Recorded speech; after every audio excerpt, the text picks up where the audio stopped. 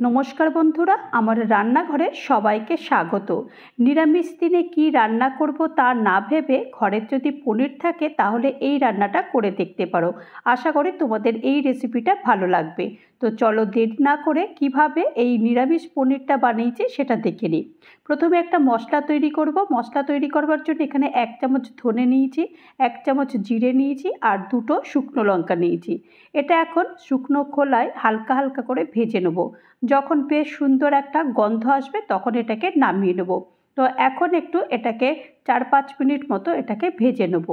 আর দেখো এখন আস্তে আস্তে কিন্তু বেশ একটু গন্ধটা বেরোতে শুরু করে দিয়েছে। আর তোমরা হয়তো পাচ্ছ না, আমি তো রান্না করছি, আমি গন্ধটা পাচ্ছি। আর দেখো বেশ একটুখানি বেশ লাল লাল কিন্তু হয়ে গেছে। এখন এই মশলাটাকে আর বেশি ভাজবো না, এখন এটাকে তুলে নেব। তুলে নেওয়ার পরে তারপরে আমি এরকম একটা হামালদিস্তা নিয়েছি, হামালদিস্তার মধ্যে এটাকে কুটে নেবো। এই মশলাটা তোমরা যদি চাও যে মিক্সিতে গ্রাইন্ড করে নেবে তাহলেও নিতে পারো। আমি ভাবলাম যে মিক্সিতে গ্রাইন্ড করব না, এখানে করলে কি হবে, একটু দানা দানা থাকবে, তাহলে মশলাটার টেস্টটা আরও বেশি ভালো হবে। তো দেখো ঠিক এই রকমভাবে একটু দানা দানা থাকলে বেশ ভালো লাগে খেতে। তো সেই কারণে আমি একটু দানা রেখেই এটাকে পিষে নিয়েছি। তো এখন মশলাটা রেডি করে রেখে দিয়েছি, এটাকে সাইডে রেখে দেবো। আরেকটা মশলা তৈরি করব। আমি এখানে 3টে মিডিয়াম সাইজের এখানে টমেটো ছোট ছোট করে কেটে নিয়েছি। 1 ইঞ্চি আমি আদার কুচি দিয়েছি।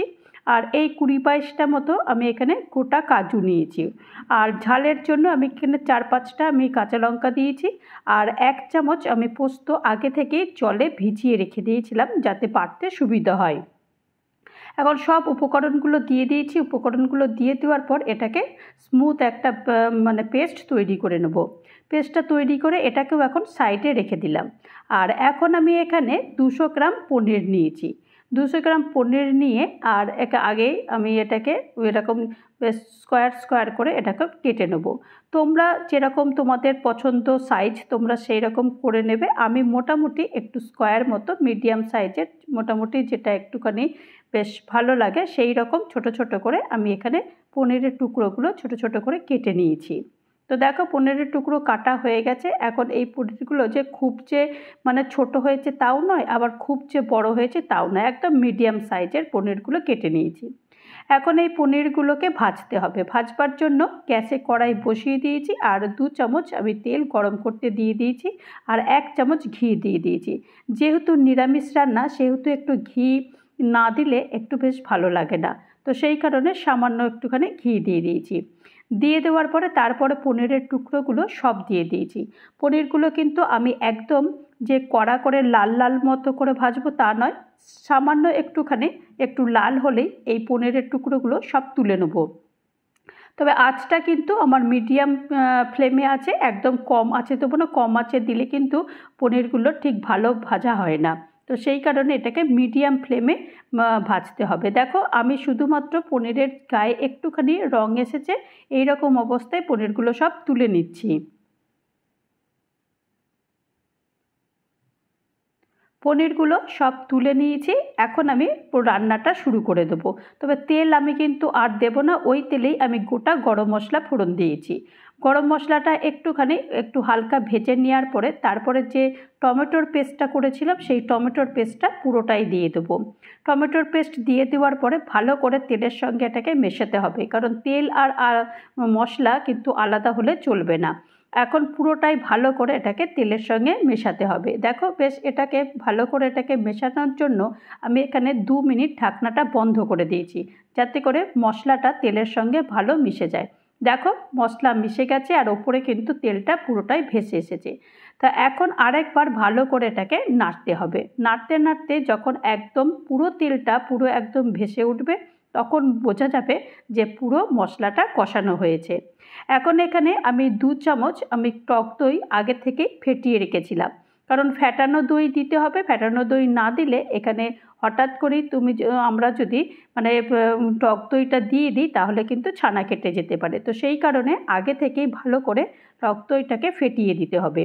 তো টক দইটা দেওয়ার পরেও ভালো করে আমি ফেটিয়ে দিয়েছি আর মশলাটা ভালো করে কষিয়ে নিয়েছি। কষিয়ে নেওয়ার পর যে মশলাটা আমি তৈরি করেছিলাম শুকনো খোলায়, সেই মশলাটা আমি 1 চামচ দিয়ে দিয়েছি। আর স্বাদ মতো এখন নুন দিয়ে দিয়েছি। নুন দেওয়ার পরেও আরেকবার ভালো করে মশলাটা কষাতে হবে। এই মশলাটা যত বেশি কষাবে তত স্বাদ হবে।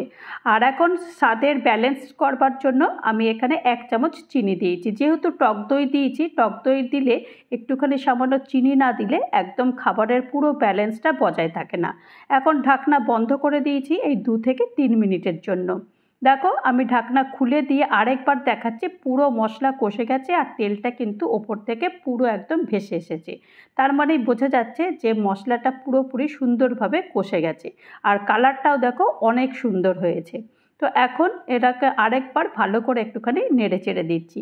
নেড়ে চেড়ে দেওয়ার পরে তারপরে এখানে আমি কিছু ক্যাপসিকাম নিয়েছি, অর্থাৎ এই হাফ মতো ক্যাপসিকাম আমি নিয়েছি আর একটা টমেটো, বেশ মানে ছোট দেখে একটা টমেটো নিয়েছি, স্কোয়ার করে কেটেছি। কেটে দেওয়ার পরে তারপরে এইগুলো এখন দিয়ে দিয়েছি।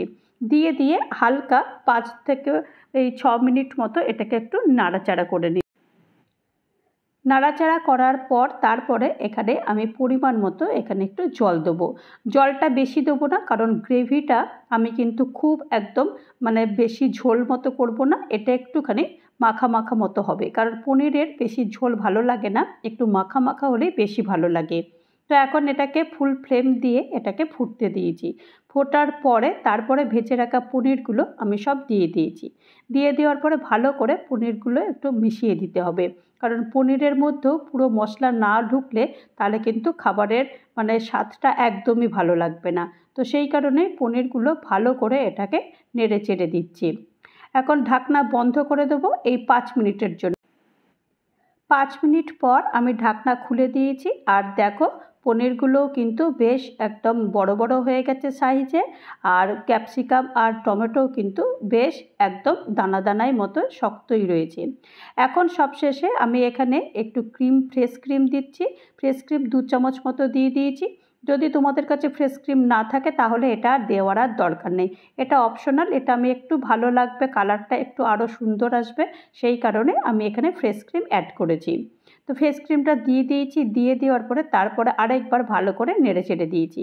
আর 1 চামচ মতো আমি সবশেষে কাসুরি মেথি দিয়েছি। পনির রান্না করলে একটু কাসুরি মেথি না দিলে কিন্তু একদম ভালো স্বাদ লাগে না। পনিরের সঙ্গে কাসুরি মেথির মানে টেস্টটা ভীষণ ভালো লাগে। তো সেই কারণে এই কাসুরি মেথিটা দিয়েছি। দিয়ে দেওয়ার পরে আরেকবার ভালো করে এটাকে নেড়ে চেড়ে দিচ্ছি। ব্যাস, আর কিচ্ছুই লাগবে না।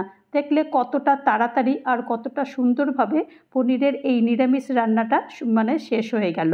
তো চলো একটা প্লেটে আমি এটাকে সার্ভ করে দেখাই শেষমেশ এই রেসিপিটা দেখতে কেমন হলো। আমি তো একটা বোলের মধ্যে দিয়ে দিয়েছি আর দেখো দেখতে কতটা সুন্দর হয়েছে। আর যতটা না দেখতে সুন্দর হয়েছে তার চাইতে খেতে কিন্তু অনেক ভালো হয়েছে। তোমরা তো পনিরের রেসিপি অনেকেই বানিয়ে থাকো, নিরামিষ রান্নাও করে থাকো বা আমিষও করে থাকো। এই রকম একবার রেসিপিটা বানিয়ে দেখতে পারো যে কেমন হয়েছে। তো তৈরি হয়ে গেল আমার নিরামিষ পনিরের রেসিপি। আশা করি তোমাদের এই রেসিপিটা ভালো লেগেছে। আর ভালো লাগলে অবশ্যই একটা লাইক করো, কমেন্ট করো, পারলে আমার চ্যানেলটা সাবস্ক্রাইব করে আমার পাশে থেকো। আর যারা নতুন বন্ধু হয়ে আমার চ্যানেলে ভিজিট করেছো তাদেরকে অজস্র ধন্যবাদ। আর যারা এখনও পর্যন্ত আমার চ্যানেলটা সাবস্ক্রাইব করোনি তাদেরকে অনুরোধ করব চ্যানেলটা সাবস্ক্রাইব করতে। আবারও নতুন কোনো একটা ভিডিও নিয়ে তোমাদের মাঝে চলে আসব। ততক্ষণের জন্য তোমরা সবাই ভালো থেকো, সুস্থ থেকো আর আমার চ্যানেলের সাথে থেকো। নমস্কার।